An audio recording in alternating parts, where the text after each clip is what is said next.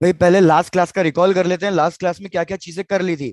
मैंने आपको दो इलेक्ट्रिक फील्ड पढ़ाई थी। एक पढ़ाया था due to a straight wire, उसके दो केसेस भी करा दिए थे, और एक हमने कर लिया था ड्यू टू अ रिंग। तो फटाफट सबसे पहले गुड इवनिंग निकिता। भाई सबसे पहले मेरे को फटाफट याद दिला दो ड्यू टू अ रिंग कि अगर मैं एक रिंग कंसीडर कर रहा हूं, so what is the formula for electric field at it centre.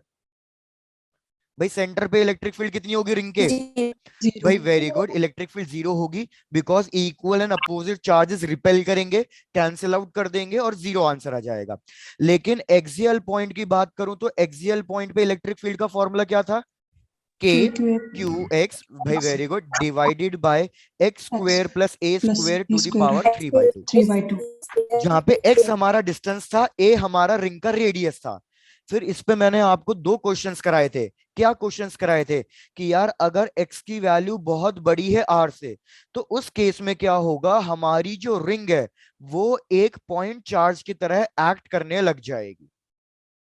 और दूसरा केस हमने किया था कि अगर एक्स की वैल्यू बहुत छोटी है और इस एक्सियल पॉइंट पे मैं एक नेगेटिव चार्ज को रख रहा हूं, तो भैया हमारा जो एक नेगेटिव चार्ज होगा वो एक एसएचएम परफॉर्म करने लगेगा। यस। डन। उसके बाद फिर हमने लास्ट टॉपिक किया था अपना electric field due to a wire. उसके लिए मैंने आपको फॉर्मूला बताया था कि यार अगर ये एक वायर है जिसकी वजह से इलेक्ट्रिक फील्ड प्रोड्यूस होगी, तो सबसे पहले तो मेरे को ये बता दो इलेक्ट्रिक फील्ड का पैटर्न कैसा होगा। सिलेंडर। बिल्कुल, इलेक्ट्रिक फील्ड का पैटर्न होगा हमारे पास सिलेंड्रिकल, कि वो हर जगह में निकलेगी। जैसे मैंने आपको एग्जांपल दिया था हेयर रोलर कॉम का, कि हमारे जो ब्रशेज हैं वो हर जगह निकलेंगे। तो इसके लिए अगर एक सरफेस ड्रॉ करना पड़े या इलेक्ट्रिक फील्ड किस तरीके से वेरी कर रही है, तो वो एक सिलेंड्रिकली वेरी कर रही है। मैंने आपको इलेक्ट्रिक फील्ड का फॉर्मूला बताया था कि यार अगर इलेक्ट्रिक फील्ड कैलकुलेट करना चाहते हो इस पॉइंट पी पे, तो हमारे पास दो इलेक्ट्रिक फील्ड आएगी। E X is equals to lambda divided by 4 pi epsilon r into sin theta 1 plus sin theta 2। और y कंपोनेंट क्या आएगा। जीरो। y कंपोनेंट हमारा जीरो आ जाएगा। एक्चुअल में फॉर्मूला होता है cos theta 2 minus cos theta 1। हम इनफाइनाइट वायर का केस करेंगे, तो इनफाइनाइट वायर के केस में हमारे पास ई वाई जीरो आ जाएगा, सिर्फ ई एक्स बचेगा। ई एक्स बचेगा तो एंगल की वैल्यूज क्या क्या होंगी, एंगल की values. 90 degree. 90 very degree. Good, 90 degree. तो हमारे पास फाइनल आंसर आ जाएगा 2 पाई एप्सिलॉन आर। क्योंकि हमारे पास इनफाइनाइट वायर के केस में यहां लिख देता हूं एंगल 1 एंड एंगल 2, दोनों के दोनों एंगल 90 डिग्री हो जाते हैं। फिर मैंने कहा था सेमी सर्कुलर रिंग और quarter part of the ring इसी के केसेस हैं। कैसे सॉल्व करने हैं आप इसको कर सकते हो। भैया चेक करो, अगर यहां तक कोई डाउट नहीं है तो आगे बढ़ू। Yes sir. Yes sir. तो यार आ जाओ, अब अपना नया टॉपिक स्टार्ट करो आज का। लिखो heading electric dipole. Electric dipole, di का मतलब समझ में आता है दो, मतलब दो पोल्स होने चाहिए। जैसे अगर मैं मैग्नेट्स की बात करूं, यार मैग्नेट्स में कितने पोल्स होते हैं। मैग्नेट्स में हमारे पास दो पोल्स होते हैं, एक होता है नॉर्थ पोल और एक नॉर्थ साउथ पोल पोल। साउथ। क्या मैग्नेट कभी भी मोनोपोल एग्जिस्ट कर सकता है। मोनोपोल का मतलब सिंगल पोल, नो सर। भाई कभी एग्जिस्ट नहीं कर सकता। इधर समझो बात को कि यार अगर मैं ये एक मैग्नेट ले रहा हूं, भैया हमें पता है मैग्नेट के दो पोल्स होंगे, north pole and the south pole. बिल्कुल। तो यार अगर मैं इसको ब्रेक डाउन करूं, तो मुझे पता है मैग्नेट को तोड़ने के बाद भी यहाँ पे हमारे पास automatically north pole south pole south. Generate हो जाएंगे। तो मैग्नेट कभी भी एज अ मोनोपोल एग्जिस्ट नहीं करती। यहां लिख देता हूं कि भैया मैग्नेट्स की बात करो, क्या वो मोनोपोल की तरह एग्जिस्ट करती हैं। नहीं, वो तो हमेशा किसकी तरह एग्जिस्ट करेंगी, डाइपोल की तरह एग्जिस्ट करेंगी। लेकिन हमारे चार्जेस की अगर मैं बात करूं, तो यार चार्जेस हमारे मोनोपोल की तरह एग्जिस्ट करते हैं। हमारे पॉजिटिव चार्ज अलग से मिल जाएंगे, नेगेटिव चार्ज भी अलग से मिल सकते हैं। तो ये दोनों मोनोपोल की तरह एग्जिस्ट कर सकते हैं। लेकिन अगर मैं दो चार्जेस लूं, एक पॉजिटिव और एक नेगेटिव, और दोनों की वैल्यू एग्जैक्टली इक्वल है, एक प्लस क्यू है एक माइनस क्यू है, तो यार इस तरीके का जो कॉम्बिनेशन होगा, a combination of positive charge and a negative charge equal and opposite, ये हमारा क्या कहलाएगा यार, ये हमारा कहलाएगा इलेक्ट्रिक डाइपोल। चेक करो यहां तक की बात समझ में आ रही है। Yes, sir. Yes, sir. भाई बिल्कुल मैग्नेट्स की तरह है कि दोनों मैग्नेट्स की पोल की वैल्यू क्या हमेशा सेम होती है या अलग अलग हो सकती है, ये बताओ।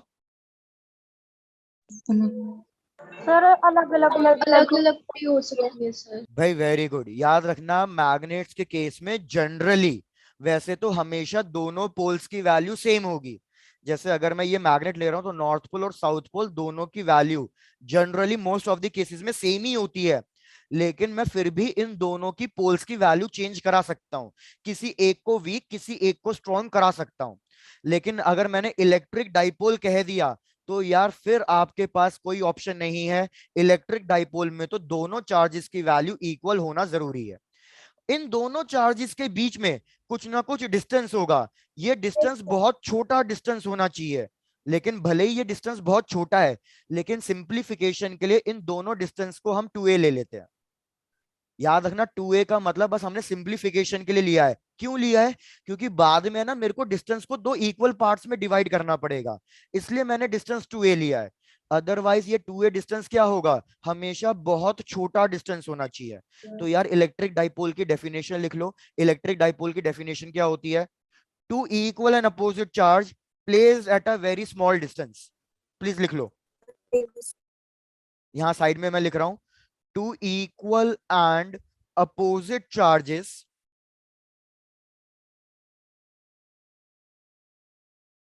placed at a very small distance। ये चीज हमारी कहलाएगी डाइपोल। यार अब मेरे को ये बताओ, वेरी स्मॉल डिस्टेंस क्यों कंसीडर कर रहे हैं? हम बड़ा डिस्टेंस कंसीडर क्यों नहीं कर सकते? क्योंकि यार अगर आपने सपोज ये डिस्टेंस बहुत बड़ा कर दिया तो उस केस में क्या होगा, हमारा ये नेगेटिव चार्ज इस पॉजिटिव चार्ज की इलेक्ट्रिक फील्ड से बाहर हो जाएगा। अगर ये नेगेटिव चार्ज इस पॉजिटिव चार्ज की इलेक्ट्रिक फील्ड से बाहर हो गया तो भैया इसके ऊपर फोर्स कितना लगेगा? फिर इसके ऊपर फोर्स फिर 0 लगेगा। जीरो क्योंकि फोर्स सिर्फ तब लगता है जब हमारा दूसरा चार्ज पहले वाले की इलेक्ट्रिक फील्ड के अंदर प्रेजेंट हो। Yes sir. तो इसलिए हम ये डिस्टेंस ज्यादा बड़ा नहीं ले सकते, क्योंकि ज्यादा बड़ा हुआ तो इन दोनों के बीच में कोई इंटरेक्शन ही नहीं होगा, इन दोनों का एक दूसरे के ऊपर कोई फोर्स ही नहीं लगेगा। तो भैया फिर वो डाइपोल नहीं कहला सकता। तो डाइपोल के लिए इसलिए ये कंडीशन जरूरी है कि डिस्टेंस छोटा हो, ताकि दोनों एक दूसरे के ऊपर अपना sufficient impact sufficient force exert कर सके। Yes, sir. चलो डन। अब यार एक बात मेरे को खुद सोच के बताओ, एक पॉजिटिव चार्ज है एक नेगेटिव चार्ज है, इन दोनों के बीच में कैसा फोर्स लग रहा होगा? अट्रैक्शन या रिपल्शन? Attraction. अट्रैक्शन लग रहा होगा। तो अगर आप इन दोनों को तोड़ना चाहते हो तो भैया आपको कुछ ना कुछ फोर्स लगाना पड़ेगा, या ये बहुत इजीली टूट जाएंगे? तो फोर्स लगाना पड़ेगा। तो यार हमें कितना ज्यादा फोर्स लगाना पड़ेगा वो किस चीज पे डिपेंड करेगा? क्या मैं कह सकता हूं हमें कितना ज्यादा, बिल्कुल, कि भैया हमें कितना ज्यादा फोर्स इन दोनों को तोड़ने में लगाना है, ये डेफिनेटली उस पर डिपेंड करेगा कि ये दोनों कितने स्ट्रॉन्ग फोर्स से एक दूसरे को अट्रैक्ट कर रहे हैं। भैया अगर ये एक दूसरे को बहुत ज्यादा स्ट्रॉन्ग फोर्स से अट्रैक्ट कर रहे हैं तो मतलब फिर भैया इनको तोड़ने में भी बहुत ज्यादा फोर्स लगेगा। अगर ये दोनों बहुत वीक फोर्स से एक दूसरे को अट्रैक्ट कर रहे हैं तो मतलब इनको तोड़ना और आसान हो जाएगा। तो यार इलेक्ट्रिक डाइपोल की स्ट्रेंथ कौन बताता है? एक नया टर्म सुनने को मिलेगा अब आपको, जिसे हम कहते हैं इलेक्ट्रिक डाइपोल मोमेंट। तो इलेक्ट्रिक डाइपोल मोमेंट बेसिकली क्या है भैया? इट इज द इंटेंसिटी या strength of electric dipole. Intensity या फिर स्ट्रेंथ ऑफ इलेक्ट्रिक डाइपोल। तो भैया इसका एक फॉर्मूला होता है, ये एक वेक्टर क्वांटिटी होती है, इसको हम डिनोट करते हैं स्मॉल p से। तो small p vector electric dipole moment का फॉर्मूला होता है एनी ऑफ द चार्जेस, कोई भी, वेरी गुड, कोई भी एक चार्ज ले लो। फोर्स नहीं फाइंड कर रहे हम इलेक्ट्रिक डाइपोल अलग क्वांटिटी है, इधर हम फोर्स फाइंड नहीं कर रहे हैं। सपोज इधर चार्ज ले लो स्मॉल q, तो एनी ऑफ द चार्ज और इन दोनों के बीच का डिस्टेंस, ये हमारा कहलाएगा डाइपोल मोमेंट। कोई भी एक चार्ज और इन दोनों के बीच का डिस्टेंस। इलेक्ट्रिक डाइपोल जैसे मैंने कहा वेक्टर क्वांटिटी है। मेरे को बताओ इलेक्ट्रिक फील्ड की डायरेक्शन क्या होती है? Positive to negative. भाई वेरी गुड, इलेक्ट्रिक फील्ड की डायरेक्शन Positive to होती है negative. From positive to negative, लेकिन डाइपोल इसका जस्ट उल्टा है, डाइपोल मोमेंट की डायरेक्शन होती है from negative charge to Negative to positive. positive. बिल्कुल, काफी कुछ तो स्कूल में पढ़ा हुआ ही है तो क्लियर है। तो मैं क्या करता हूं, इधर इलेक्ट्रिक डाइपोल की डायरेक्शन मार्क कर देता हूं कि भैया इलेक्ट्रिक डाइपोल की डायरेक्शन इधर होगी from negative charge to positive charge. ये हो गया हमारा electric dipole moment. Electric dipole movement का एसआई यूनिट क्या होगा, चार्ज का कूलम्स, डिस्टेंस का Ampere मीटर, second तो मीटर। भैया ये हो कूलम जाएगा मीटर। मीटर कूलम या कूलम मीटर। मैं कूलम मीटर लिख देता हूं, नहीं तो आपको मिली कूलम लगेगा वो।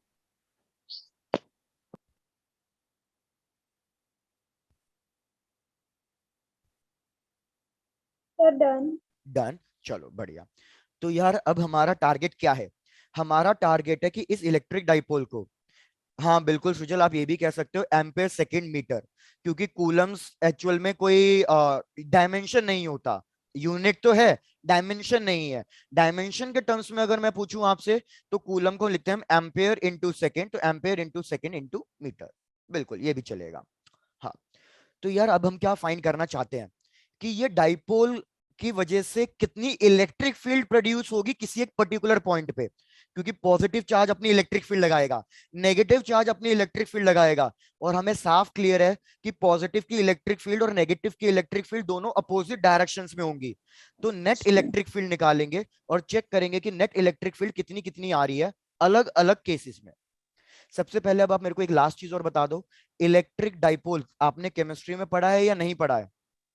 Yes, sir. Yes sir. Yes, sir. जैसे HCl, ये भी क्या हो गया, एक इलेक्ट्रिक डाइपोल ही हो Dipole. गया। बिल्कुल डन, एक पॉजिटिव एक नेगेटिव।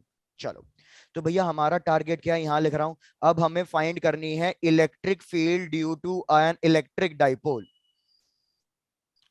एक डाइपोल की वजह से इलेक्ट्रिक फील्ड कैलकुलेट करनी है, हमें कैलकुलेट करनी है तीन अलग अलग पॉइंट्स के लिए। लिखो सबसे पहला पॉइंट भैया एक्सियल पॉइंट। Axial. यार मैं ना आपको पूरी डेरिवेशन नहीं कराऊंगा, मैं आपको स्टेप्स बताऊंगा, आप प्लीज स्टेप्स चेक करते रहना, क्योंकि डेरिवेशन तो थ्योरेटिकल पार्ट है, आप स्कूल में भी पढ़ चुके होंगे, स्कूल में ये टॉपिक हो चुका है। Yes, Yes, sir. sir. Yes, sir. Very good, yes done. Sir. तो डेरिवेशंस आपको आती है, डेरिवेशन के अगर मतलब स्टेप्स में कोई डाउट हो तो फिर भी पूछ लेना। चलो यार, ये मैंने एक डाइपोल लिया, ये चार्ज प्लस क्यू, ये चार्ज माइनस क्यू, और इन्हीं की लाइन पे अगर मैं पॉइंट कंसीडर कर रहा हूं पी, मेरे को इस पॉइंट पे इलेक्ट्रिक फील्ड फाइंड करनी है, तो ये पॉइंट हमारा कहलाएगा एक्सियल पॉइंट, उसी की लाइन पे। मैंने आपको समझाया था कि अगर मेरे को इलेक्ट्रिक फील्ड फाइंड करनी है तो सबसे पहला स्टेप क्या होता है, उस पर्टिकुलर पॉइंट पे क्या प्लेस कर दोगे आप, Test charge. Very Test good, charge. और Test टेस्ट charge. चार्ज हमेशा पॉजिटिव नेचर का होगा। इन दोनों के बीच का डिस्टेंस 2a है। अब मैं इस 2a. डिस्टेंस को ब्रेक डाउन कर रहा हूं दो इक्वल पार्ट्स में, और 8. इसके सेंटर से यहां तक के डिस्टेंस को जो आपको अज्यूम करना है R. अज्यूम कर लो। आर अज्यूम करना चाहते हो आप, ठीक है, Yes, तो sir. आर अज्यूम कर लो, मेरे ख्याल से बुक वाला तरीका ही कर रहे हो, तो आर अज्यूम कर लो। चलो डन। तो आप सबसे पहले मेरे को बताओ, इस पॉजिटिव की वजह से इस पॉइंट पी पे इलेक्ट्रिक फील्ड किधर आएगी, लेफ्ट या right? Right side. Very Right good, side. Right side, E1, इसको E1 लिख दिया। इस नेगेटिव की वजह से किधर आएगी, Left side. Left Left side. side. लेकिन ये तो पता चल गया कि दोनों इलेक्ट्रिक फील्ड अपोजिट डायरेक्शन में है, तो अगर मेरे को नेट इलेक्ट्रिक फील्ड निकालनी है तो यार नेट इलेक्ट्रिक फील्ड के लिए दोनों को सब्ट्रैक्ट करना पड़ेगा। कौन सी इलेक्ट्रिक Yes, फील्ड sir. बड़ी है, E1 या E2? So E1. E1। E1. गलत, गलत, Yes, E2. E2 बड़ी है E1 से। क्यों, Yes, समझो sir. यार, हम पॉइंट चार्ज की वजह Distance से, कम है. बिल्कुल हम पॉइंट चार्ज की वजह से इलेक्ट्रिक फील्ड निकाल रहे हैं, तो electric field inversely proportional to distance होता है पॉइंट चार्जेस के लिए। तो भैया पॉजिटिव चार्ज के लिए इलेक्ट्रिक फील्ड मार्क करिए E1, पॉजिटिव चार्ज और पॉइंट पी का डिस्टेंस बहुत ज्यादा है तो E1 की वैल्यू छोटी होगी, नेगेटिव और पॉइंट पी का डिस्टेंस बहुत कम है तो E2 की वैल्यू बड़ी होगी। तो नेट इलेक्ट्रिक फील्ड कैलकुलेट करने के लिए मैं E2 माइनस E1 लिखूंगा, E2 तो minus. मैं E2 की वैल्यू लिख रहा हूं और फिर एक डायरेक्ट फाइनल आंसर लिख दूंगा। E2 की वैल्यू आएगी K charge Q divided by, भैया इन दोनों के बीच में डिस्टेंस कितना होगा, इन दोनों के बीच का डिस्टेंस होगा R माइनस A Minus का A. Whole square. भैया ये वाला डिस्टेंस लिखना है मेरे को, तो ये वाला डिस्टेंस कितना होगा, R minus A A. Minus के क्यू डिवाइडेड बाय, इधर कितना आ जाएगा आर R प्लस plus ए का plus होल A. स्क्वायर। यार इसको सॉल्व करोगे, इसको सॉल्व करने पे हमारे पास फाइनल आंसर क्या आएगा? जैसे मैंने कहा मैं सिर्फ फाइनल आंसर लिखूंगा। फाइनल आंसर आएगा 4KQR डिवाइडेड बाय भैया r square minus a square to the power square. यहां तक आप अपना पूरा नोट डाउन कर लो, कोई डाउट है तो पूछो, आगे बढ़ेंगे फिर।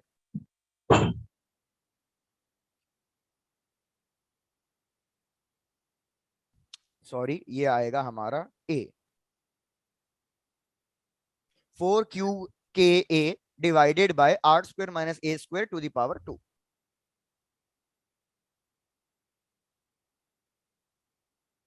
Sir, done, sir. डन, चलो Done, तो sir. Let's proceed. डन, चलो बढ़िया। यार अब क्या है, यार 4KQ आ रहा था, क्या मैं उसको 2 into 2 KQ into A लिख सकता हूँ? Yes, sir. Yes, sir. Divided by भैया मेरे पास आंसर आ जाएगा r square minus a square to the power, sorry, to the power 2। Previous slide Tanishka, ये लो प्रीवियस स्लाइड।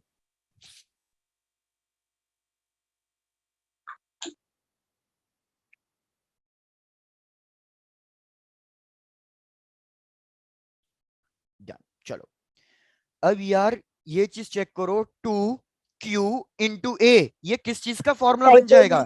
डाइपोल मोमेंट का बन जाएगा। तो हमारे पास फाइनल आंसर क्या आएगा? Electric field P. At an axial point is 2K बचा, ये बच गया P में, divided by r square minus a square to the power 2। R square minus a square to the power 2। बस यार अब एक लास्ट चीज क्या लिखेंगे हम, कि यार हम इसमें एक अज्यूम कर लेंगे कि हमारे जो आर की वैल्यू है वो बहुत बड़ी है ए से। अगर आर की Yes, वैल्यू sir. बहुत ज्यादा बड़ी है ए से, यार आई एम सॉरी, एक चीज मिसिंग आ रही है अभी भी, ऊपर एक आर भी तो आएगा। Yes, sir. भाई माय मिस्टेक, इसको थोड़ा सा ठीक कर लो, ऊपर एक आर भी आएगा, प्लीज इस चीज को करेक्ट कर लो। Yes, sir. डन। तो यार इधर 2KPR ये आ गया। अगर मैं आर को बहुत बड़ा ले रहा हूं ए से, तो कौन सा टर्म एलिमिनेट हो जाएगा? A square. A square eliminate हो गया। तो यार अब चेक कर लो फाइनल आंसर क्या आ रहा है, electric field at 2KP an upon R axial, cube. Very good, 2KP by are cube. अब मैं आपको बता देता हूं, दो टाइप की चीजें हैं यार। सबसे पहले क्या होता है, काफी बच्चे क्या करते हैं, सिर्फ लास्ट वाला फॉर्मूला याद रख लेते हैं, 2KP बाय आर क्यूब। लेकिन याद रखना लास्ट वाला फॉर्मूला सिर्फ इस Short कंडीशन के dipole. लिए एप्लीकेबल है। लेकिन एनसीईआरटी बुक में एक क्वेश्चन ऐसा मिलेगा जिसमें ये कंडीशन गिवन नहीं है। अगर आप एनसीईआरटी के बुक बैक क्वेश्चन सॉल्व करोगे तो उसमें ये कंडीशन गिवन नहीं है।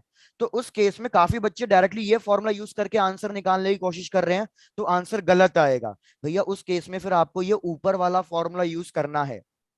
क्या एक चीज क्लियर है ये वाली? Yes, Yes, sir. दूसरी Yes, चीज, sir. दूसरी चीज बच्चे कहाँ गलती कर रहे हैं? भैया कुछ बच्चे क्या कर रहे हैं, इस डिस्टेंस को याद रखो, इस डिस्टेंस को मैंने सिंप्लीफिकेशन के लिए 2a लिया है। इसका मतलब ये नहीं है कि आप हमेशा डिस्टेंस को 2a से मल्टीप्लाई करोगे। मैं बता देता हूँ मेजोरिटी बच्चे क्या कर रहे हैं। जैसे फॉर एग्जाम्पल, ये मेरे को एक चार्ज गिवन है, ये एक चार्ज गिवन है, मैं अज्यूम कर रहा हूं कि इसकी वैल्यू कुछ गिवन है, सपोज 2 माइक्रोकूलम्स गिवन है, और इनके बीच का डिस्टेंस 5 मीटर्स गिवन है। क्वेश्चन बोल रहा है भैया इलेक्ट्रिक डाइपोल मूवमेंट फाइंड करो, तो वो क्या लिख रहे हैं, 2 माइक्रोकूलम इंटू 2 इंटू 5। भैया गलत हो गया, ये 5 मीटर इटसेल्फ क्या है, 2a है। तो इस केस में आंसर होगा 2 माइक्रोकूलम्स इंटू 5 मीटर्स। क्या भैया ये दोनों चीजें समझ में आ रही है, कहाँ कहाँ गलती होती है? Yes, sir. Yes, sir. तो बस इस चीज का ध्यान देना, यहाँ पे ये गलती मत करना। अब बचा एक लास्ट पॉइंट।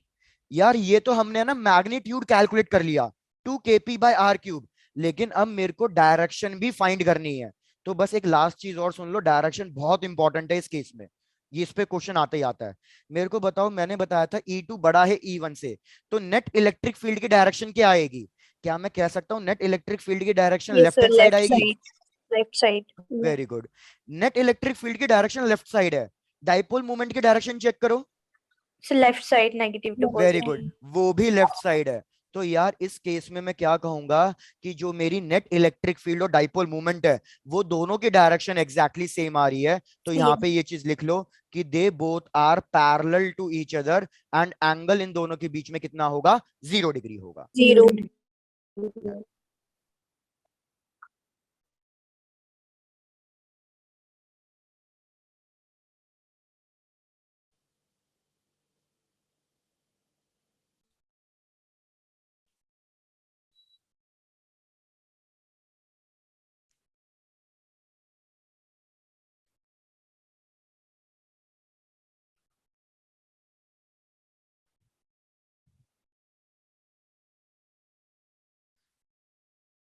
नितिका निकिता दोनों बता दो भैया, कोई दिक्कत? बिल्कुल दीक्षा, आज क्लास में कुछ नए स्टूडेंट्स भी दिख रहे हैं।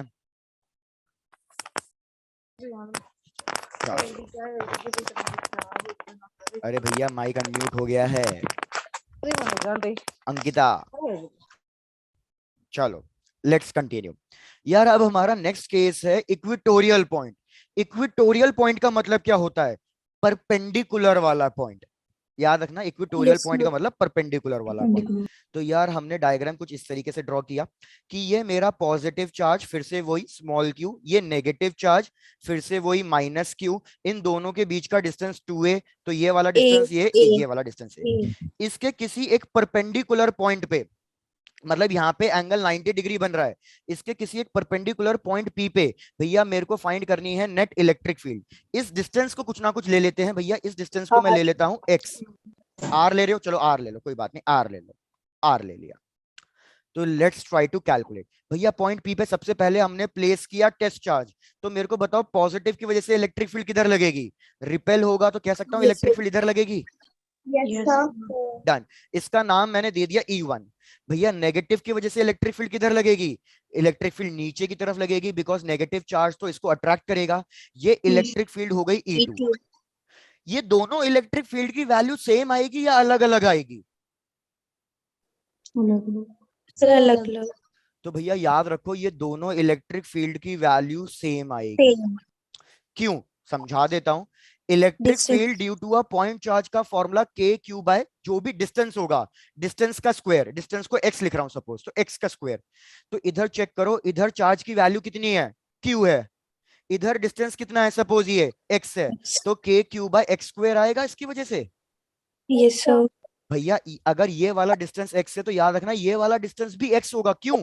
क्योंकि भैया यहाँ पे भी एंगल 90 डिग्री, ये a तो ये भी a, ये r तो ये भी r। तो भैया हमारे पास ये डिस्टेंस की वैल्यू सेम आएगी, तो E2 की वैल्यू भी सेम आएगी, k q by x square. तो बस यही चीज याद रखना, E1 E2 हमारी दोनों वैल्यूज कैसी हैं? सेम है। Same. चलो डन। तो भैया यहाँ पे मैंने लिख दिया है कि इलेक्ट्रिक फील्ड E1 E2 की वैल्यू सेम है। अब यार क्या है, मुझे ये नहीं पता कि इन दोनों के बीच में ये एंगल कितना होगा, मुझे ये नहीं पता है। तो हम क्या करेंगे भैया, मुझे एंगल नहीं पता, कोई बात नहीं, मैं इस एंगल को कुछ ना कुछ थीटा अज्यूम कर लेता हूं, और इस Yes, ऊपर sir. वाली इलेक्ट्रिक फील्ड को भैया दो पार्ट्स में डिवाइड कर देता हूं। तो अगर मैं इस इलेक्ट्रिक फील्ड को दो पार्ट्स में डिवाइड करूंगा, तो यार आप चेक करो ये एंगल थीटा किसके साथ बनेगा? ये हॉरिजॉन्टल लाइन के साथ बन रहा है, तो इधर भी हॉरिजॉन्टल लाइन आ रही है, तो ये एंगल भी थीटा। Theta. तो ये बनेगा ई कॉस थीटा। ऊपर वाला Yes, sir. कंपोनेंट बनेगा ई साइन थीटा। E1. सिमिलरली नीचे वाली इलेक्ट्रिक फील्ड को दो पार्ट्स में स्प्लिट करो, तो यार आपको दिखेगा नीचे वाली इलेक्ट्रिक फील्ड आएगी ई E2. साइन थीटा, और ये साइड वाली इलेक्ट्रिक फील्ड आएगी ई कॉस थीटा। E1, ई, E2. Very good. E1 E2, लेकिन दोनों इलेक्ट्रिक फील्ड सेम है, इसलिए मैंने बस ई लिख दिया, क्योंकि दोनों इलेक्ट्रिक फील्ड सेम है। यहां लिख देता हूं भैया, दोनों इलेक्ट्रिक फील्ड सेम थी, इसलिए मैंने दोनों को ई लिख दिया। और मैं वैल्यू की बात कर रहा हूं, डायरेक्शन की नहीं, इसलिए मैंने Yes, मॉड sir. लगा दिया। हाँ, तो मेरे को बताओ साइन थीटा कंपोनेंट तो कट गए, तो भैया सिर्फ कौन से कंपोनेंट बच रहे हैं आपके पास? ये Horizontal. एक्स कंपोनेंट बच रहे हैं। तो मेरे को बता दो 2E. Net elect, very good. तो यहाँ पे 2E लिख देते हैं complete. कि भैया नेट इलेक्ट्रिक फील्ड आएगी हमारे पास 2E cos theta, 2 into electric field का फॉर्मूला k q, डिस्टेंस की value R. x square X. Into cos theta. भैया cos थीटा देख के बताना जरा, इस ट्राइंगल को cos थीटा की वैल्यू कितनी आएगी? Base A upon, upon X. Very good, A a upon upon X. x। भैया x की वैल्यू रख देना। x की वैल्यू कितनी है? x की वैल्यू है r square R Pythagoras square theorem plus से A square to the raised to power power 1 by 1 by 2। 2. इसकी वैल्यू रखोगे तो फाइनल इलेक्ट्रिक फील्ड कितनी आएगी? भैया फाइनल इलेक्ट्रिक फील्ड का फॉर्मूला बता दो, कितना दिख रहा है Kp, आपको? Kp 2, upon वेरी गुड, पहले इसको सिंप्लीफाई करते हैं। 2k/qa डिवाइडेड बाय, भैया नीचे बन R जाएगा square. X square plus a square to the power 3/2। Yes, sir. R square. और सिंप्लीफाई कर देते हैं। और सिंप्लीफाई करोगे तो हमें पता है ऊपर डाइपोल मोमेंट आ जाएगा। और आपको क्या करना है, एक्स की वैल्यू, यार मेरी गलती हो गई है, यहाँ पे एक्स नहीं Sir, आर R आएगा, square. क्योंकि मैंने एक्स की वैल्यू तो रख दी है ना, यहाँ पे आर आएगा। हाँ तो भैया फाइनल चीज क्या है, मैंने सबको ये अज्यूम कर लिया कि आर बहुत बड़ा है ए से, तो मेरे पास फाइनल आंसर क्या आएगा? फाइनल आंसर आएगा k P by Kp r upon cube. R cube. Very good.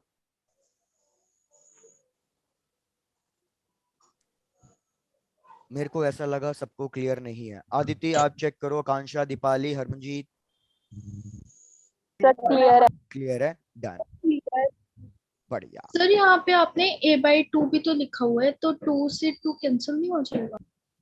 a/2 किधर लिखा मैंने? a/2 प्लीज A मेरे by को X. Sir. सर सेकंड इसमें लाइन कह में। रहे हो? A by X. ये सर A ठीक है, by एक बार रिपीट कर देता हूं। मैंने क्या किया, यहाँ पे लिखा 2, इलेक्ट्रिक फील्ड की वैल्यू है K Q by X square, और कॉस थीटा की वैल्यू है हमारे पास A by X. A by x, x square into X कितना बन जाएगा? एक्स क्यूब बन जाएगा। तो x देखो क्यूब। मेरे पास x की वैल्यू कितनी है? x की वैल्यू है r square plus a square to the power half.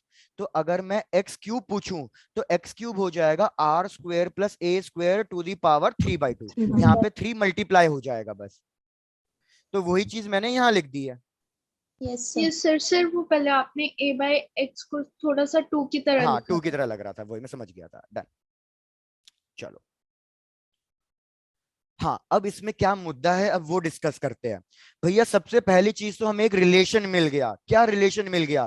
कि यार जो electric field eight an axial है, वो अगर मैं 2 से मल्टीप्लाई कर दूं 2 इक्विटोरियल वाली times. को, तो मेरे को एक्सियल मिलेगा। Yes. लेकिन अगेन आई रिपीट, ये वाला रिलेशन सिर्फ और सिर्फ कब वैलिड है? ये सिर्फ तब वैलिड है जब मैं डिस्टेंस की वैल्यू R बहुत very बड़ी small. लूंगा ए से। सिर्फ तब ये रिलेशन वैलिड है, अदरवाइज इस रिलेशन को वैलिड मत कर देना, गलत हो जाएगा। दूसरी चीज, जैसे हमने पिछले वाले केस में इलेक्ट्रिक फील्ड और डाइपोल मूवमेंट के बीच में डायरेक्शन निकाली थी, इधर भी जरा इलेक्ट्रिक फील्ड और डाइपोल मूवमेंट के बीच में डायरेक्शन निकालते हैं। Opposite. वेरी गुड, अपोजिट आ रही है। क्यों? क्योंकि यार नेट इलेक्ट्रिक फील्ड किधर आ रही है? नेट इलेक्ट्रिक फील्ड तो राइट में आ रही है, लेकिन हमारे Yes, पास डाइपोल opposite मूवमेंट repeating. किधर आ रहा है? Dipole Left. मूवमेंट हमारे Left पास लेफ्ट side. में आ रहा है। Very good. तो यार इसलिए इधर मैं क्या कहूंगा कि भैया ये दोनों एग्जैक्टली अपोजिट, मतलब ये दोनों इस तरीके से एंटी पैरेलल डायरेक्शन में है। Anti parallel. चलो, एक्सियल हो गया, इक्विटोरियल हो गया, बचा थर्ड वाला केस। थर्ड वाला केस आपकी एनसीईआरटी बुक में गिवन नहीं है, लेकिन हमें फिर भी सॉल्व करना है, वो हमारे कॉम्पिटिटिव एग्जाम के लिए है। एट एनी जनरल पॉइंट, क्या आपने स्कूल में, Arbitrary. हाँ आर्बिट्री पॉइंट, क्या आपने उसके लिए Yes, पढ़ा हुआ है sir. स्कूल में? Yes, sir. चलो डन, फिर तो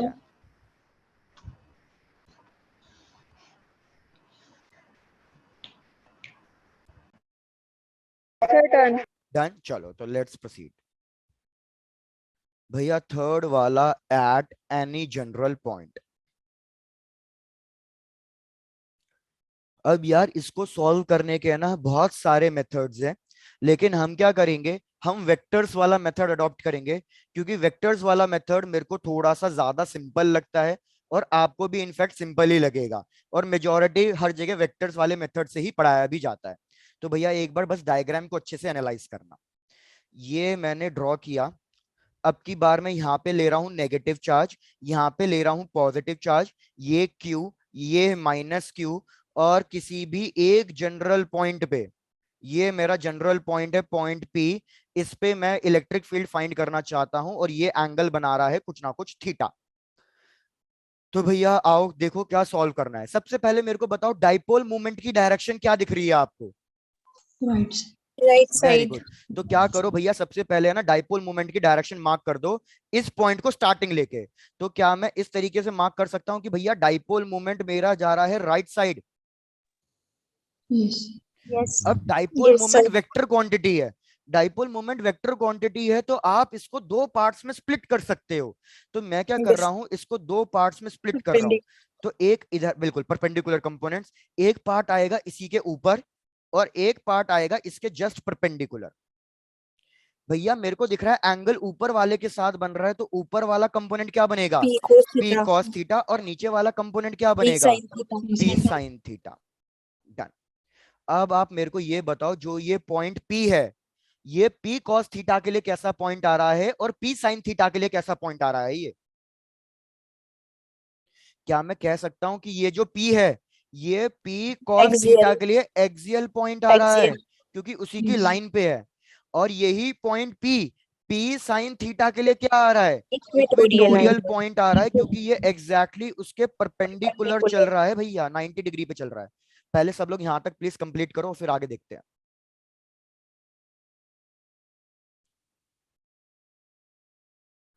कौसर आपको समझ में आ रहा है, आयुषी, आकाश, यस आरती, सर। ओके डन Yes, यार, sir. Yes, sir. बढ़िया Yes. यार।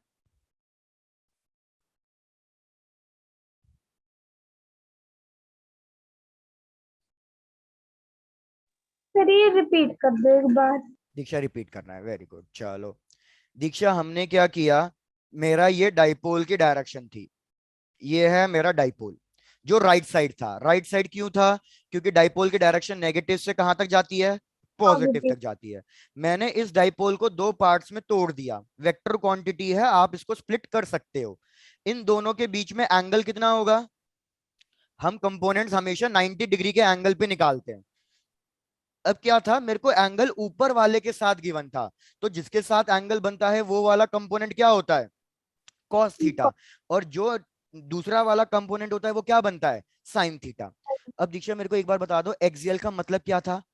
अब इस डाइपोल को भूल जाओ, अब आपका ये ग्रीन कलर की जो लाइन है ना, इसको भूल जाओ, इसका काम खत्म हो गया है। इसको भी भूल जाओ, इसको भी भूल जाओ। अब क्या करो, पहले पी साइन थीटा को एक तरफ से मैं इरेज कर रहा हूं, ठीक है, मैं पी साइन थीटा को एक बार के लिए इरेज कर रहा हूं। भैया हमारा ये डाइपोल है और इसी की लाइन पे पॉइंट पी आ रहा है, तो फिर पॉइंट पी क्या बन जाएगा, कौन सा पॉइंट बनेगा, एक्सियल पॉइंट बनेगा। Axial. Yes sir. क्योंकि दीक्षा मैंने यही बताया था ना कि अगर डाइपोल की लाइन पे, अगर डाइपोल की लाइन पे ही कोई पॉइंट मिल जाए तो वो पॉइंट हमारा एक्सियल पॉइंट कहलाता है। तो अब की बार ये मेरा डाइपोल है और पी कॉस थीटा ऊपर की तरफ है, तो मतलब अब आपको इमेजिन करना है कि यहाँ पे पॉजिटिव है और यहाँ पे, मतलब यहाँ पे नेगेटिव, यहाँ पे पॉजिटिव, तो भैया उसी की लाइन पे पॉइंट पी मिल रहा है, तो it's an axial point. Similarly अब क्या करो, पी साइन थीटा को ड्रॉ करो। तो जब मैं पी साइन थीटा को ड्रॉ कर रहा हूं, तो पी साइन थीटा के लिए ये जो पॉइंट पी है, ये कितने एंगल पे आ रहा है, 90 डिग्री 90। की लाइन पे आ रहा है, तो मतलब ये बन जाएगा इक्विटोरियल पॉइंट। दीक्षा क्या क्लियर है या कुछ रिपीट करना है अभी भी, सर क्लियर। ठीक है डन। चलो तो भैया अब आगे देखो क्या कर रहा हूं मैं, प्लीज थोड़ा सा ध्यान देना यार। एक्सियल के केस में अभी अभी हमने पढ़ा, एक्सियल के केस में इलेक्ट्रिक फील्ड और डाइपोल मोमेंट सेम होते हैं।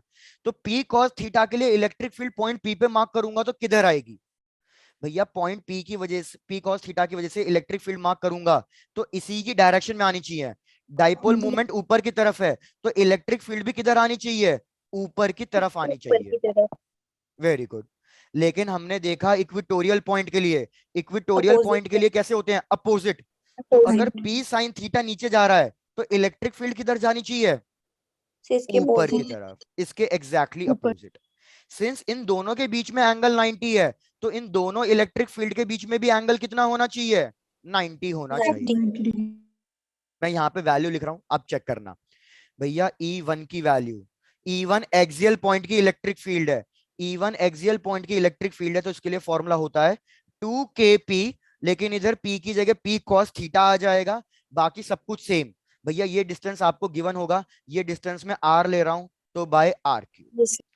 फिर electric field E2, E2 equatorial point की वजह से, इक्विटोरियल पॉइंट की वजह से फॉर्मूला होता है Kp, तो इधर Kp की जगह क्या हो जाएगा, p sine theta by are cube.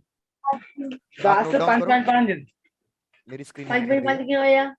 भैया माइक और म्यूट मोड़ करो प्लीज। मांगे 10 से 5 25 हुई के 10 से 5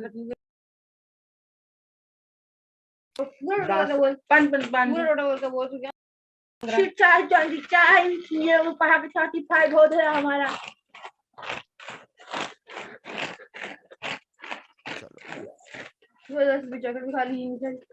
भैया किसका माइक अनम्यूट हुआ है ये? चलो, तो k p sine theta divided by are cube. यार इन दोनों के बीच में एंगल 90 डिग्री है, तो आप मेरे को बता दो रिजल्टेंट कैसे निकालते हैं? रिजल्टेंट का फॉर्मूला सबको इनके याद है? बीच से। बिल्कुल। यस तो यार रिजल्टेंट यस का सर। फॉर्मूला लिख रहा हूं। रिजल्टेंट का फॉर्मूला होता है square root of a square plus a b square square plus plus b 2ab square cos plus theta. 2ab cos। Very good. Sir लेकिन प्रीवियस स्लाइड। हाँ एक मिनट प्लीज, ये लो 2ab cos थीटा। लो पहले आप note down कर लो।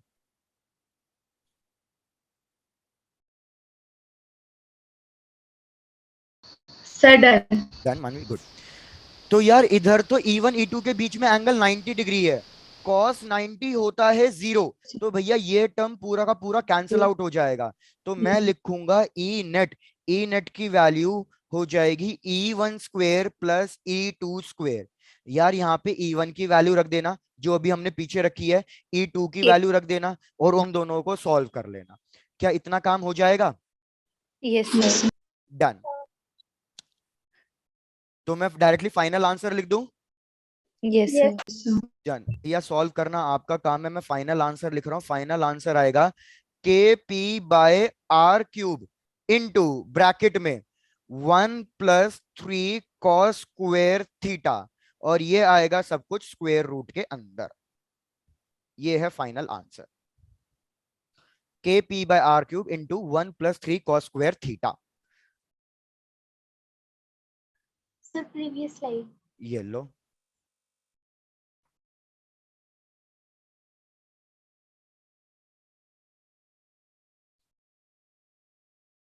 Done sir. Done, good.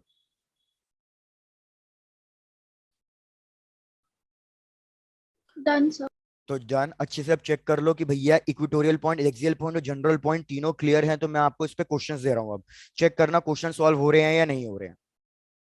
Yes चलो done. तो let's try to solve some questions.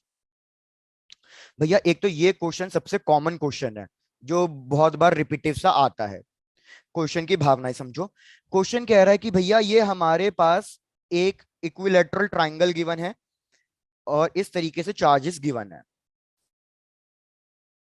ये इक्विलैटरल ट्राइंगल, साइड ले लो ए, यहाँ पे चार्ज प्लेस्ड है -2q, यहाँ पे प्लेस्ड है चार्ज +q, यहाँ पे प्लेस्ड है चार्ज +q। आपको क्या फाइंड करना है? Find the net electric dipole moment.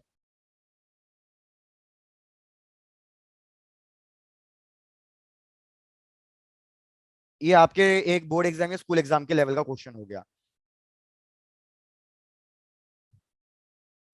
Find the net dipole moment.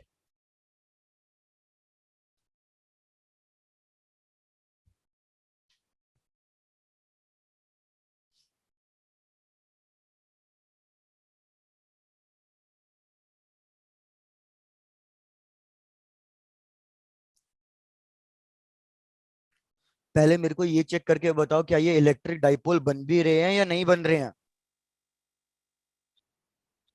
Sir बन रहे हैं। कैसे बन रहे हैं आरती, एक्सप्लेन करो। से अपोजिट है दो।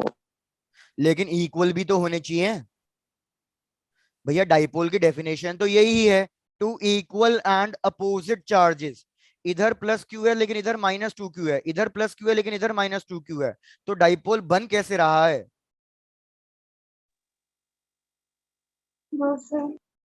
तो भैया डाइपोल बन रहा है, कैसे बन रहा है उस चीज को चेक करो। बहुत सिंपल सा तरीका है भैया, -2q को स्प्लिट करके लिख दो ना। -2q को कैसे स्प्लिट करके लिखूंगा? यहाँ पे +q, यहाँ पे +q, भैया यहाँ पे लिख दो -q। भैया -q और -q को ऐड करूंगा तो -2q ही तो बनेगा। Yes, sir. तो अब ये दो डाइपोल बन गए हैं, तो इसकी डाइपोल मूवमेंट की डायरेक्शन किधर आएगी भैया, इसकी डाइपोल मूवमेंट की डायरेक्शन इधर आएगी, from negative to positive P1। इसकी डाइपोल मूवमेंट की डायरेक्शन किधर आएगी भैया, इसकी भी नीचे आएगी, दैट इज P2। भैया ये P1 P2 दोनों की वैल्यू सेम होगी, क्योंकि डिस्टेंस इक्वल है, चार्जेस इक्वल है, और इन दोनों के बीच में एंगल कितना होगा, इन दोनों के बीच में एंगल 60 डिग्री होगा। ये मैंने पता नहीं आपको कितनी बार बताया हुआ है, जब भी दो वेक्टर क्वांटिटीज की वैल्यू सेम हो और उनके बीच का एंगल 60 डिग्री हो तो रिजल्टेंट कितना आता है, बोल दो, अब याद नहीं है।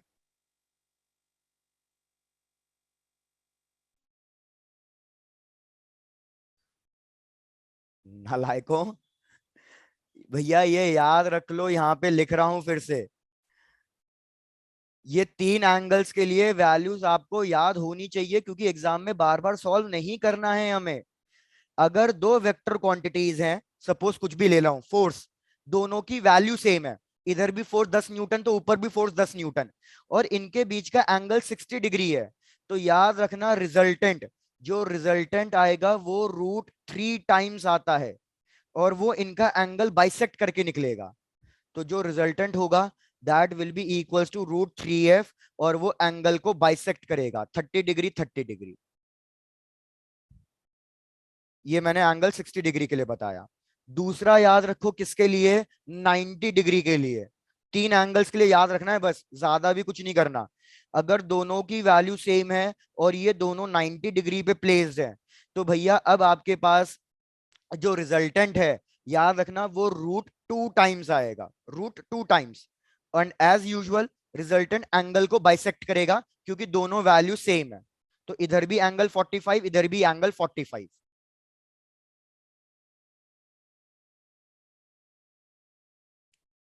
बचा लास्ट 120 डिग्री के लिए। भैया 120 डिग्री के लिए अगर दो वेक्टर क्वांटिटीज सेम, वही सब चीजें कि भैया एंगल है 120 डिग्री, तो अब याद रखो रिजल्टेंट आएगा सिंगल टाइम, बस एफ आएगा, लेकिन होगा अभी भी एंगल बाइसेक्टर ही। क्या ये चीजें अब याद रहेंगी Yes, sir. भैया, याद रख लेना, एग्जाम में हेल्प हो जाएगी, नहीं तो सॉल्व करते रहोगे और कुछ नहीं होगा। मे बी ऋतिका मैडम, मैं आपको याद दिलवा दूंगा, हर क्लास में पूछूंगा मैं, पीछा नहीं छोड़ूंगा। क्योंकि तो आप देखोगे इलेक्ट्रोस्टैटिक में ना आपको ये तीन एंगल्स रिपीटेडली मिलेंगे, तो मैं बार बार आपसे ये अल्टीमेटली पूछ ही लूंगा। चलो तो इधर देखो, अब P1 P2 दोनों की वैल्यू सेम, भैया एंगल इनके बीच में 60 डिग्री, तो अब बता दो, अभी तो फिलहाल के लिए याद हो ही गया होगा, रिजल्टेंट कितना लिखूं, net electric dipole moment, √3f. Very good, तो √3p, p डाइपोल मोमेंट निकाल रहे हैं तो √3p, फोर्स निकालते तो √3 डाइपोल मोमेंट की वैल्यू कितनी होती है, q इंटू 2a। 2a का मतलब होता है इन दोनों के बीच का डिस्टेंस ही, तो इन दोनों के बीच का डिस्टेंस कितना है, qa है। भैया जिसमें भी गलती मत कर देना, कहीं 2a मत लिख देना, बस ये फाइनल आंसर हो गया। Very good. तो नेट इलेक्ट्रिक डाइपोल का वो भी मार्क कर रहा हूं कि नेट इलेक्ट्रिक डाइपोल बिल्कुल नीचे आएगा, इनका एंगल बाइसेक्ट करेगा। सिंस इलेक्ट्रिक डाइपोल मूवमेंट बिल्कुल एग्जैक्टली नीचे आ रहा है, क्वेश्चन में भैया डायरेक्शन भी पूछेगा वो, तो ये -y एक्सिस है, तो इसलिए मैंने यहां पे लिख दिया -j, बिल्कुल डाउनवर्ड डायरेक्शन में, क्योंकि dipole movement is a vector quantity.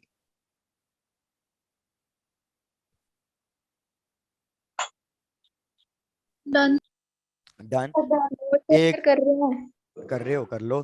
फिर एक नेक्स्ट क्वेश्चन और लास्ट क्वेश्चन, फिर नेक्स्ट टॉपिक पे आएंगे कि डाइपोल को भैया इलेक्ट्रिक फील्ड में डाल देंगे, फिर देखेंगे क्या होता है। So done. डन, चलो।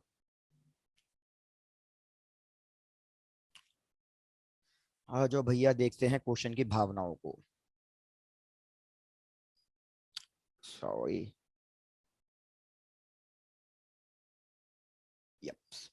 ये नेगेटिव चार्ज, ये पॉजिटिव चार्ज, ये एक डाइपोल है, इसका डाइपोल मोमेंट हमें गिवन है कि डाइपोल मोमेंट है P, और यहाँ पे हमें एंगल गिवन है, ये वाला एंगल है that is theta. Theta, yes sir. हम ओरिजिन पे यहाँ पे एक नेगेटिव चार्ज प्लेस कर रहे हैं कैपिटल Q, इन दोनों के बीच का डिस्टेंस है R, क्वेश्चन को ध्यान से समझना, क्वेश्चन क्या कह रहा है। क्वेश्चन कह रहा है find the x component, only x component of net electric field acting on the charge minus Q. चलो ट्राई टू सॉल्व इट। ये आपके कॉम्पिटिटिव एग्जाम का क्वेश्चन है।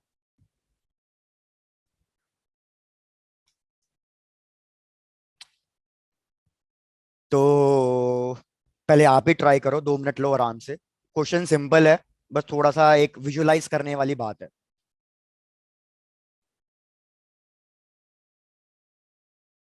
क्वेश्चन रिपीट कर दो। क्वेश्चन रिपीट करना है। मैं आपको डायरेक्टली वैसे बता देता हूँ ये क्वेश्चन कौन से टॉपिक का बन रहा है। ये क्वेश्चन है electric field at any general point का। कि मेरे को एक डाइपोल गिवन है, ये नेगेटिव चार्ज, ये पॉजिटिव चार्ज डाइपोल का। डाइपोल प्लेस्ड है at an angle of theta. यहाँ पे एक नेगेटिव चार्ज है, सपोज ये पॉइंट पी ले लो। मेरे को इस पॉइंट पी पे क्या फाइंड करना है? सिर्फ x component of electric field find करना है, सिर्फ एक्स कंपोनेंट। मतलब नेट इलेक्ट्रिक फील्ड फाइंड नहीं करनी, सिर्फ एक्स कंपोनेंट।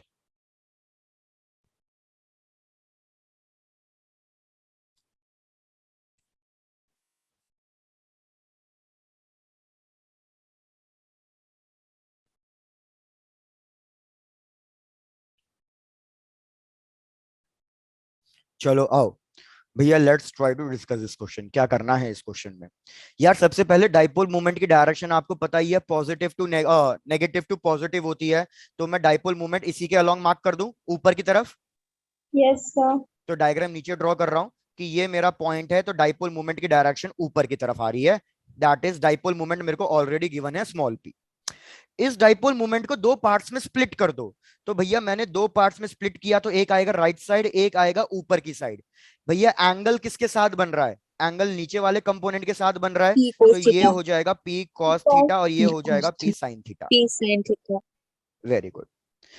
अब यार चेक करो कि ये जो पॉइंट कैपिटल पी है माइनस क्यू, ये किसके लिए एक्सियल पॉइंट बन रहा है, किसके लिए इक्विटोरियल पॉइंट बन रहा है?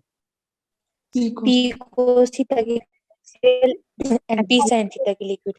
Very good. तो यहाँ पे लिख देता हूं फिर से कि भैया ये पी कॉस थीटा के लिए तो एक्सियल बन गया, पी साइन थीटा के लिए इक्विटोरियल बन गया। 1 मिनट रुको प्लीज, जस्ट 1 सेकेंड, आप इतने इसको नोट डाउन कर लो।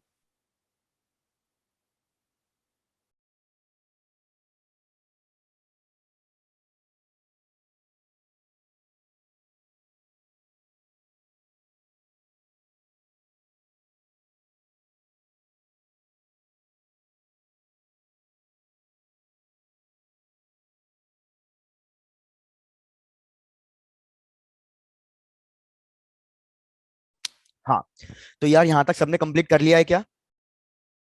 yes sir. यस चलो सर। डन। तो यार हम क्या कर रहे हैं, पी कॉस थीटा की वजह से इलेक्ट्रिक फील्ड मार्क कर रहा हूं, चेक करना। भैया पी कॉस थीटा की वजह से इलेक्ट्रिक फील्ड लगती है सेम डायरेक्शन में, तो ये मैंने इलेक्ट्रिक फील्ड मार्क कर दी सेम डायरेक्शन में, E1। पी साइन थीटा की वजह से लगती है अपोजिट डायरेक्शन में, तो ये मैंने मार्क कर दी अपोजिट डायरेक्शन में, E2। मेरे को बताओ कौन सी इलेक्ट्रिक फील्ड एक्स डायरेक्शन में लग रही है और कौन सी इलेक्ट्रिक फील्ड वाई डायरेक्शन में लग रही है? E1 X में और E2 Y में।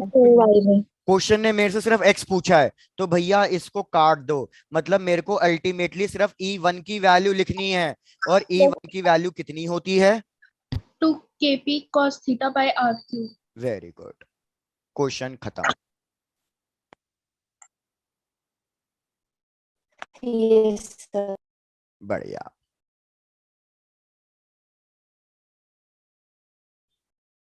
Done sir. डन। चलो यार वेरी गुड। क्या मैं अपने नेक्स्ट टॉपिक पे बढ़ जाऊं?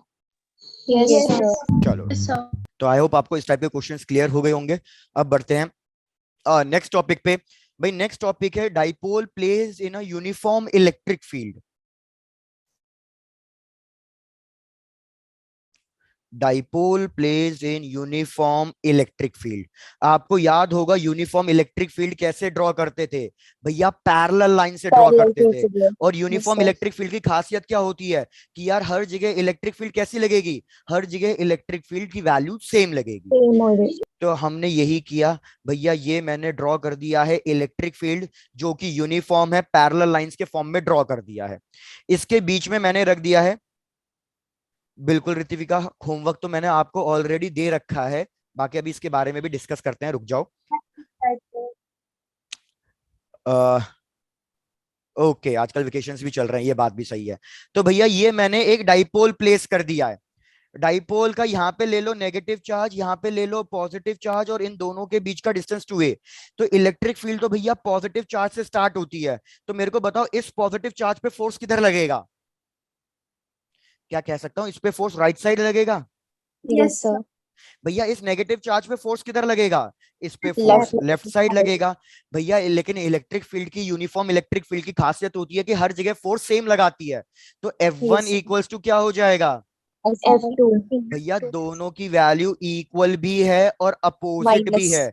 तो नेट फोर्स कितना आ जाएगा? दोनों को Zero. सब्ट्रैक्ट करेंगे, दोनों को सब्ट्रैक्ट करेंगे तो बिल्कुल सही, नेट फोर्स 0 आ रहा है। यार याद रखो, अगर नेट फोर्स 0 आ रहा है तो मतलब कोई लीनियर मूवमेंट नहीं होगी। Yes, linear sir. मूवमेंट का मतलब है ये डाइपोल कहीं आगे पीछे तो नहीं जाएगा, जहां है ये वहीं का वहीं रहेगा, लीनियर मूवमेंट नहीं होगी। तो यहां पे लिख रहा हूं लीनियर मूवमेंट को क्रॉस मार्क कर दिया कि there will be no linear movement. लेकिन अब एक चीज चेक करके बताओ, क्या दोनों का पॉइंट ऑफ फोर्स, मतलब पॉइंट ऑफ एप्लीकेशन, क्या दोनों का सेम है या Different है. अलग अलग है? डिफरेंट है। Very Different. गुड। भैया पॉइंट ऑफ एप्लीकेशन अलग अलग है, ये दोनों फोर्स अलग अलग एंगल पे लग रहे हैं, अलग अलग पॉइंट पे लग रहे हैं। तो यार जब पॉइंट ऑफ एप्लीकेशन डिफरेंट होता है ना, तो भले ही नेट फोर्स 0 हो, लेकिन फिर क्या लगने लग जाता है? Torque Couple. लगने लग जाता है। और टॉर्क का फॉर्मूला होता है force into perpendicular distance. Perpendicular distance. Perpendicular distance का मतलब जो मैं ग्रीन कलर से मार्क कर रहा हूं, ग्रीन कलर से, ये परपेंडिकुलर डिस्टेंस फाइंड करना है। और भैया ये हो जाएगा मेरे पास एंगल थीटा। तो भैया ट्रिग्नोमेट्रिक रेशियो यूज करना, इस परपेंडिकुलर डिस्टेंस की वैल्यू निकालना। तो भैया यहाँ पे लिख रहा हूं परपेंडिकुलर डिस्टेंस की वैल्यू ट्रिग्नोमेट्रिक रेशियो से फाइंड करूंगा, तो मेरे पास आएगी 2a साइन थीटा। एक बार चेक करके बताओ, क्या मेरे को एक्सप्लेन करना है कि 2a साइन थीटा कैसे आया? No, sir. No, sir. No, sir. बढ़िया। आरती आपका क्वेश्चन है कि सर टॉर्क और कपल में क्या डिफरेंस है? आरती, कपल टॉर्क का एक स्पेशल केस है। आई रिपीट, भैया जिसको डाउट है देख लो, टॉर्क का स्पेशल केस कपल है। कपल का मतलब क्या है कि F1 F2 दोनों ही फोर्सेस इक्वल होंगे, लेकिन टॉर्क में जरूरी नहीं है कि दोनों फोर्स इक्वल हो भी सकते हैं, नहीं भी हो सकते। क्या चीज क्लियर है? Yes, sir. डन। तो जैसे इस केस में दोनों फोर्सेस इक्वल हैं, तो आप टॉर्क की जगह इसको कपल भी कह सकते हो, चलेगा। लेकिन टॉर्क के लिए जरूरी नहीं फोर्स इक्वल हो, कपल के लिए जरूरी है फोर्स इक्वल होना चाहिए। चलो, तो भैया ये मैंने परपेंडिकुलर डिस्टेंस फाइंड कर लिया 2a साइन थीटा। फटाफट बस टॉर्क की वैल्यू लिख देता हूं। फोर्स का formula charge into electric field, perpendicular distance आ गया 2a साइन थीटा। भैया q इंटू 2a क्या बन गया? Dipole moment. तो टॉर्क का फॉर्मूला आ गया P E sine theta. Sine theta कौन से प्रोडक्ट में आता है, डॉट प्रोडक्ट या क्रॉस प्रोडक्ट? Cross product. तो Cross भैया product. हमने लिख दिया P क्रॉस E। अब इस पे क्वेश्चन कैसे आता है जनरली? भैया साइन, हमारा जो टॉर्क है वो साइन थीटा पे डिपेंड कर रहा है। सिंस हमारा टॉर्क साइन थीटा पे डिपेंड कर रहा है, तो आप ये बताओ कौन से केस में टॉर्क मैक्सिमम लगेगा और कौन से केस में टॉर्क बिल्कुल जीरो मिनिमम लगेगा? Sir, perpendicular होगा तो 0 लगेगा. बिल्कुल। तो यार अगर टॉर्क मैक्सिमम चाहिए तो साइन थीटा की वैल्यू भी मैक्सिमम चाहिए। तो मतलब हमारे पास एंगल कितना आ गया? 90 डिग्री आ गया। मतलब अगर ये मेरी इलेक्ट्रिक फील्ड है और ये मेरा डाइपोल है इसके परपेंडिकुलर, तो भैया इस केस में इस पे सबसे ज्यादा रोटेशन इंपैक्ट लगेगा, मैक्सिमम टॉर्क। वेयरएज अगर ये इलेक्ट्रिक फील्ड है और ऐसे ही मैंने डाइपोल को प्लेस कर दिया, मतलब अब एंगल कितना हो गया है? 0 डिग्री। तो साइन थीटा मिनिमम होना चाहिए। तो भैया that is at an angle of 0 degree या 180 डिग्री। तो भैया जब भी डाइपोल इलेक्ट्रिक फील्ड के पैरेलल या एंटी पैरेलल होगा, तो भैया उस केस में आपके पास टॉर्क 0 आएगा, that is the minimum value, no torque. Very good. Yes, sir. अब मैं बता देता हूं यूजुअली बोर्ड एग्जाम में क्या क्वेश्चन आता है या नीट में क्या क्वेश्चन आता है। क्वेश्चन बोलेगा कि बताओ डाइपोल को what should be the orientation. मैं आपको पूरा क्वेश्चन ही एक्सप्लेन कर रहा हूं अच्छे से। What should be the orientation of an dipole. Orientation of a dipole का मतलब क्या हुआ कि आपको डाइपोल कितने एंगल पे प्लेस करना है। What should be the orientation of an dipole such that torque acting on it is half of its maximum, half of the maximum value. तो भैया सोचो कितने एंगल पे रखूं जिससे torque half of the maximum value आए। 45। 45. गलत। Sir 90 degree. 90 degree पे तो मैक्सिमम आएगा। क्या कर रहे हो? 120। यार मेरे को तो लगा आंसर बता दोगे, ऐसा थोड़ी होता है। चलो इधर देखो भैया, सबसे पहले टॉर्क मैक्सिमम बता दो, टॉर्क मैक्सिमम 60 कितना आएगा? डिग्री। 90 डिग्री। सबके अलग अलग आंसर है, रुक जाओ। टॉर्क मैक्सिमम आएगा 90 डिग्री पे, ठीक है।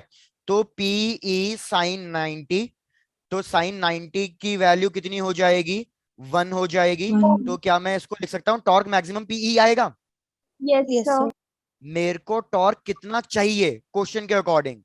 हाफ ऑफ पीई चाहिए। तो यार बस इतना सोचो ना, साइन की वैल्यू हाफ कौन से एंगल पे होती है? 45 45 डिग्री। 45 पे 1/√2 होती 30 है 30 30 डिग्री। 30 डिग्री। भैया ट्रिग्नोमेट्रिक रेशियो याद करके आना नेक्स्ट क्लास में, यस ऐसा सर। थोड़ी होता है। यहाँ लिख देता हूँ बाकी। भैया साइन सर 0 याद डिग्री है। याद है ना? चलो कोई बात नहीं, बाकी हो जाता है बड़े बड़े शहरों में छोटी छोटी बातें। भैया साइन 45 1/√2, अगर क्वेश्चन 1/√2 टाइम्स पूछता तो आंसर 45 होता। तो मैं क्या लिखूंगा कि भैया जब मैं इसको साइन 30 डिग्री पे प्लेस करूंगा तो ये ऑटोमेटिकली हो जाएगा PE/2। हाफ। तो जो चाहिए था वो हमें मिल गया, टॉर्क मैक्सिमम का हाफ। यूजली ये वाला क्वेश्चन आपका आता है एग्जाम में।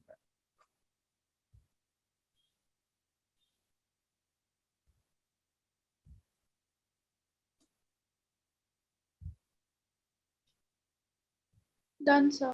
डन। डन चलो सर। बढ़िया भैया बढ़िया। तो एक बार अच्छे से देख लो भैया, यहां तक कोई दिक्कत कोई समस्या? तो फिर एक लास्ट टॉपिक खत्म कर देते हैं, डाइपोल खत्म हो जाएगा आज ही।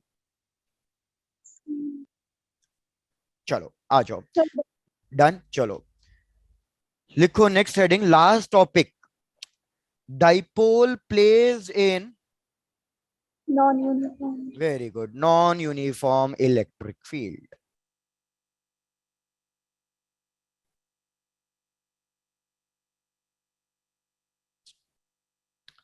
भैया नॉन यूनिफॉर्म इलेक्ट्रिक फील्ड का मतलब है कि इलेक्ट्रिक फील्ड पैरेलल नहीं होनी चाहिए, कहीं ना कहीं गैप ज्यादा होगा, कहीं ना कहीं गैप कम होगा।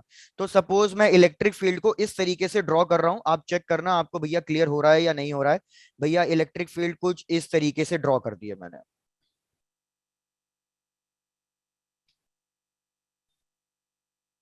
सपोज यही ले लो, बस सफिशिएंट है। इलेक्ट्रिक फील्ड रहेगी तो वही कि भैया पॉजिटिव से स्टार्ट और नेगेटिव तक जाने की कोशिश कर रही है। अब क्या करो, सपोज मैं इसको कुछ ना कुछ रीजन में डिवाइड कर रहा हूं, ये पॉइंट ए है, ये पॉइंट बी है। मेरे को बताओ कौन से पॉइंट पे इलेक्ट्रिक फील्ड ज्यादा स्ट्रांग होगी और कौन से पे वीक होगी? बी पे ज्यादा स्ट्रॉन्ग होगी, ए पे वीक होगी। बिल्कुल भैया, जहां पे इलेक्ट्रिक फील्ड का गैप कम होता है वहां पे इलेक्ट्रिक फील्ड स्ट्रांग होती है। तो इलेक्ट्रिक फील्ड बी पे ज्यादा आएगी कंपैरिजन टू ए। तो हम क्या कहते हैं, हम है ना इसको रीजन के नाम से लिख देते हैं कि भैया ये वीक रीजन है जहां पे गैप ज्यादा है, और ये स्ट्रॉन्ग रीजन है। इसके अंदर मैंने डाइपोल प्लेस किया किसी एक पर्टिकुलर एंगल पे।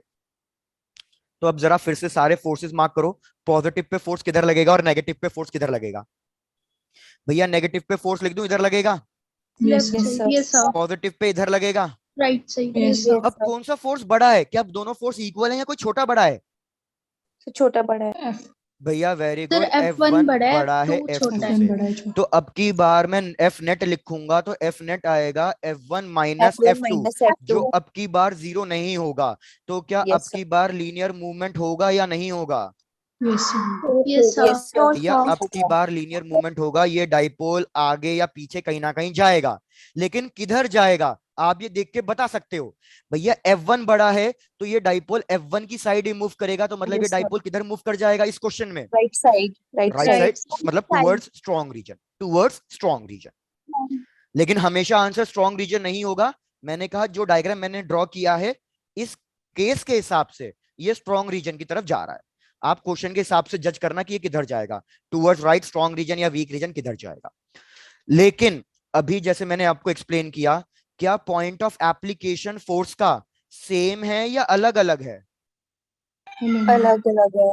भैया अलग-अलग। अगर पॉइंट ऑफ एप्लीकेशन अलग अलग है तो अब की बार भी टॉर्क लगेगा ही लगेगा। Yes done. सर। टॉर्क की वैल्यू कितनी आएगी वो हमें कैलकुलेट नहीं करना। क्यों? क्योंकि इधर क्या है भैया, हमारे पास इलेक्ट्रिक फील्ड की वैल्यू सेम नहीं है, तो इधर हमें इंटीग्रेशन और डिफरेंशिएशन की हेल्प लेनी होती है, वो हमारे सिलेबस में नहीं है। बस आप इतना याद रखो कि वो टॉर्क भी लगेगा। तो मतलब ये डाइपोल क्या करेगा ना, ये डाइपोल रोटेट भी करेगा और अपना राइट साइड भी जाएगा, रोटेट करता करता राइट साइड निकल लेगा। ये टॉर्क भी लगेगा, लीनियर भी मूव करेगा। वेयरएस यूनिफॉर्म इलेक्ट्रिक फील्ड में सिर्फ रोटेट करेगा, लीनियर मूवमेंट नहीं करता। Yes sir. चलो डन।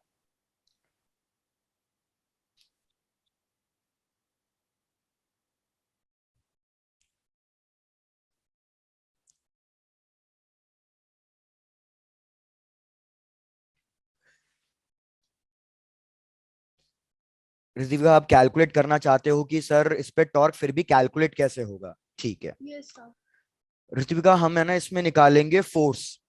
इस केस में फोर्स कैसे आएगा? डाइपोल मूवमेंट तो कांस्टेंट है। सबसे पहले मेरे को फोर्स का फॉर्मूला बताओ। फोर्स का फॉर्मूला क्यू ई इंटू ई लिख सकता हूँ ना? Yes yes sir. डन। तो यार मैं क्या कर रहा हूं भैया, यहाँ पे इलेक्ट्रिक फील्ड को लिखूंगा डीई, लेकिन इलेक्ट्रिक फील्ड एक्स एक्सिस के हिसाब से चेंज हो रही है, तो हमारे पास फोर्स का फॉर्मूला आएगा p into dE by d x. मैं इलेक्ट्रिक फील्ड को डिस्टेंस के अकॉर्डिंग डिफरेंशिएट करूंगा, जैसे वो वेरी कर रही है मैं फोर्स निकाल लूंगा, और एक बार फोर्स निकल गया तो उसके बाद फिर मैं टॉर्क निकाल ही सकता हूं। Torque equals to force into perpendicular distance. क्या स्टेप्स क्लियर हैं आपको? Yes sir. डन। लेकिन जैसे मैंने कहा ये हमारे सिलेबस में नहीं है, तो आपको टेंशन लेने की जरूरत नहीं है। क्वेश्चन तो हमारे नीट एग्जाम में बस यहीं तक ही आया हुआ है कि अ dipole is placed in a non uniform electric field. जैसे मैं क्वेश्चन कराई देता हूं, यहाँ पे देख लो, क्वेश्चन ही कर लेते हैं हाथ की हाथ। क्वेश्चन बस यही था कि dipole is placed in non uniform electric field.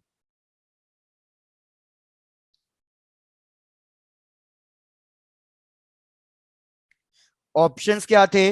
Then dipole will, then dipole will, first option कि भैया it will remain at rest, second option it will only rotate, third option it will translatory motion,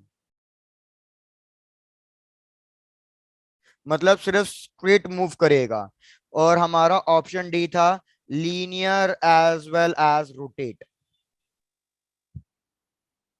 D option. Option d. बिल्कुल। तो हमें पता है कि भैया ये लीनियर भी मूव करेगा, रोटेट भी करेगा, तो correct option is option D.